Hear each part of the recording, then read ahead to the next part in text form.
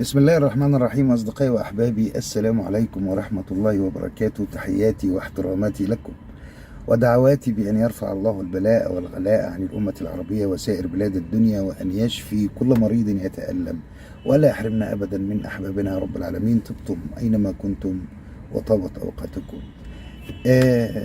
الحمد لله أنا وصلت مصر على خير، ويعني يمكن لسه باين عليا الإرهاق، لكن حبيت اطمنكم واقول لكم ان انتوا وحشتوني.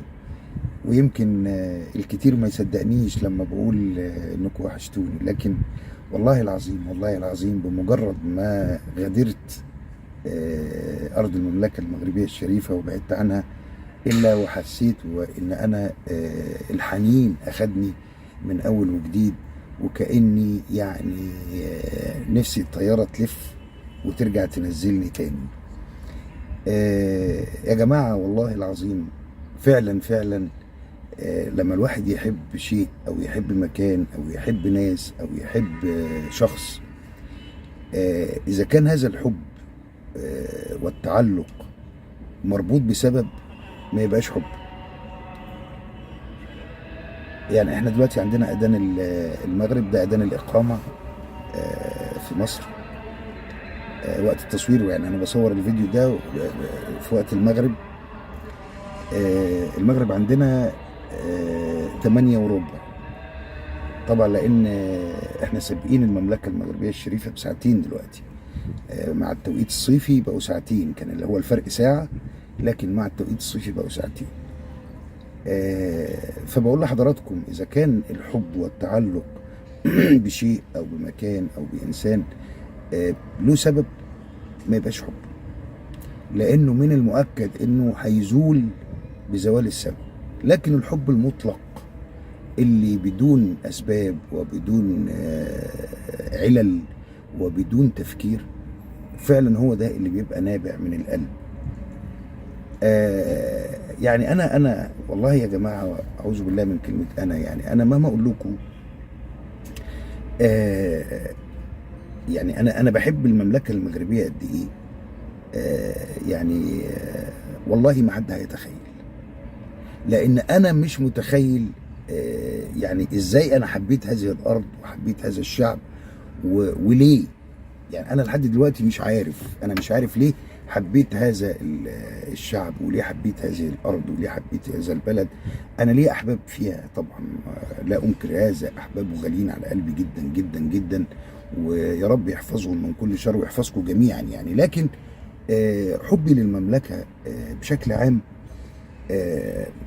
ما انا مش عارف.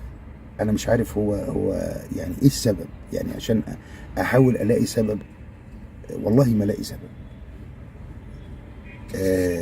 في البدايه انا تفاعلت مع المملكه الشريفه في قضيتها وقضيه الصحراء المغربيه طبعا، وتفاعلت لاني قرات التاريخ، ولاني عرفت ان المملكه المغربيه الشريفه صاحبه حق في ارضها، وان ما حدث كله ما هو الا فيلم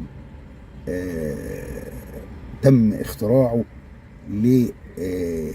يعني لزيادة العبء على المملكة المغربية الشريفة ومنعها، أو يعني إضعافها تجاه التقدم وتجاه الحضارة وتجاه الرقي. يعني زي ما كانوا بيقولوا كده، حجر في حذاء المملكة المغربية الشريفة. لكن سبحان الله العظيم، مع الوقت ومع إصرار ملوك العلويين، سواء جلالة الملك الراحل الحسن الثاني أو الملك محمد السادس شفاه الله وعافاه، مع إصرارهم أنهم يبنوا ومع إصرارهم أنهم يعملوا بلد، كانت النتيجة اللي احنا شفناه واللي احنا بنشوفه في المملكة المغربية الشريفة. ورغم أنها بتحارب عصابة شنبولة الحرامي دي من 50 سنة، إلا أن البناء والعمران والتحضر والتمدين ويعني كل شيء واخد طريقه وماشي، يعني سبحان الله العظيم بتوفيق من عند ربنا. هي دي كانت البداية اللي خلتني يعني بدأت أخوض في هذا الموضوع. وزي ما قلت لحضراتكم وهعيد تاني، أني لولا أنني حصلت على التكوين في العلاقات القنصلية والدبلوماسية والقنصلية من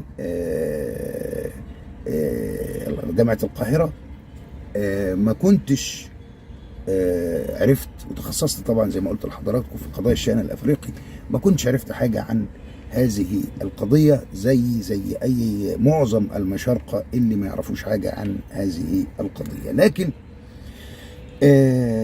مع بداية تعرفي على هذه المشكلة وبداية تفاعلي معها وقراءة التاريخ، بدأت أحس أن حب المملكة المغربية الشريفة بيتسلل إلى قلبي وبدون شعور، لدرجة ان انا دلوقتي يعني ما بقاش مش عاوز اقول لكم والله العظيم يا جماعة، عارفين مجرد ان انا اغادر ارض المملكة اشعر بالحنين.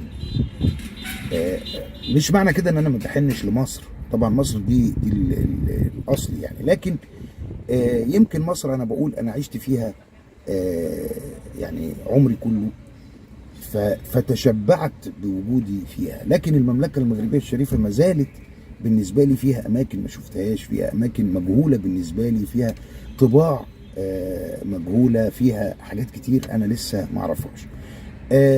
أحد الإخوة الأفاضل بعت يقول لي أهدر يعني اتكلم بالهضرة المغربية.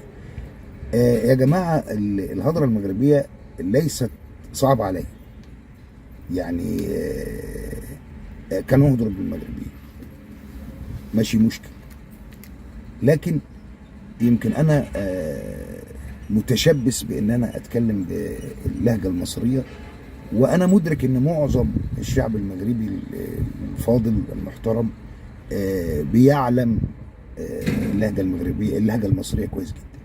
فكوني اهدر بالهضره، اتكلم بالهضره المغربيه او اتكلم بالمصريه العاميه المصريه، فما اعتقدش انه هيفرق كتير مع اخواني المغاربه. لكن يعني لو انتوا حابين كده قولوا لي، يعني ما ماشي مشكل ان كان اهدر بالمغربيه كان يحكي بيها وما ماشي مشكله خالص. لكن برضه هرجع واقول انا العاميه المصريه فيها مفردات كتير يمكن بقدر من خلالها ان انا اعبر جيدا عن الشيء اللي انا عاوز اقوله، واللي انا عاوز احكيه، فبيبقى يعني سهل عليا ان انا اعبر اكتر من الهضره المغربيه، لان المفردات كتير في العاميه المصريه. دي حاجه. الحاجه الثانيه، يمكن انا اتعودت في لقاءاتي معاكم من البدايه ان انا احكي بالعاميه المصريه، ويعني ما اعتقدش ان انا لو يعني انا حتى لو اهدر بالمغربيه برضو ممكن اعجز ان انا بفهمها كويس جدا يا جماعه على فكره، يعني انا بفهم الهضره المغربيه كويس جدا، لكن كوني احكي بيها اعتقد ان ممكن ان انا حاجات كتير تقع مني وما اعرفش ان انا اعبر. عموما يعني سواء هضرنا بالعاميه المصريه او بالمغربيه، الهضره المغربيه ده حاجة، وحبي ليكم وللمملكة المغربية الشريفة حاجة تانية لا يمكن أبدا إن أنا يعني إنها تتغير عندي، ولا يمكن إن يجي يوم وأهاجم المملكة المغربية الشريفة، لأن مفيش سبب يخليني أهاجمها، ولا في سبب يخليني يعني أتنكر لحبي لها كما يفعل البعض. يعني حبي للمملكة المغربية الشريفة قائم وبدون أسباب، وحبي للشعب المغربي الطيب قائم وبدون أسباب، وحبي لتراب المملكة المغربية الشريفة قائم وبدون أسباب. سواء كنت في المملكة المغربية الشريفة أو كنت في مصر، فالحب دائم وقائم وساكن في القلب، ولا يمكن أبدا أن يزحزح من مكانه، لأنه حب لله وفي الله، ويا رب يديموا علينا. ودايما وهفضل طول ما انا عايش اقول عاشت مصر وعاش المغرب الشريف، ولا عاش ابدا ابدا من عاداهما ولا خاناهما. وهفضل برضو اقول ان العروبه يا جماعه مش دوله، العروبه وطن، لكن لابد ان احنا نفهم ونعقل ونعلم معنى كلمه وطن. كل التحيه والاحترام لحضراتكم، وبقول لكم وحشتوني، وان شاء الله ربنا يقدرني وما اتاخرش، لاني مش هقدر ان انا اغيب عن المملكه المغربيه الشريفه كتير.